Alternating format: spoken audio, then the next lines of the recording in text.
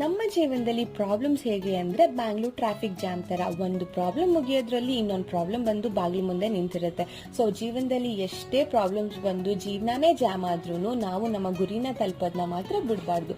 Hello ಎಲ್ರಿಗೂ, welcome back to my channel. ನಾನು ಇವತ್ತು ಆಟ್ ಹೋಮಿಗೆ ಹೋಗಿದ್ದೆ. ಆಟ್ ಹೋಮ್ಗೆ ಹೋದ್ರೆ ನಿಮಗೆ ಗೊತ್ತು, ನೋಡಿದ್ದೆಲ್ಲ ಐಟಮ್ಸ್ನು ತಗೋಬೇಕು ಅನ್ಸುತ್ತೆ.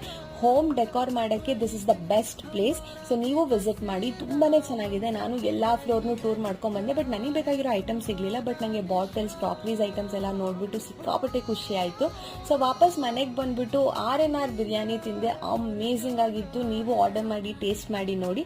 ನನ್ನ ತಮ್ಮನ ಹೇಗಾದ್ರೂ ಮಾಡಿ ಎಂಗೇಜ್ ಮಾಡಿ ಇಟ್ಕೋಬೇಕು ಅಂತ ನನ್ನ ಚಿಕ್ಕಮ್ಮಂದಿರೋ ಅವ್ರ ಚೈಲ್ಡ್ಹುಡ್ ಮೆಮೊರೀಸ್, ಆಟಗಳನ್ನೆಲ್ಲ ಅವನಿಗೆ ಆಟ ಆಡಿಸ್ಬಿಟ್ಟು ಎಂಗೇಜ್ ಮಾಡಿ ಇಟ್ಕೋತಾರೆ. ಐ ಹೋಪ್ ನಿಮಗೂ ಇಷ್ಟ ಆಗುತ್ತೆ. Stay tune, love you, bye.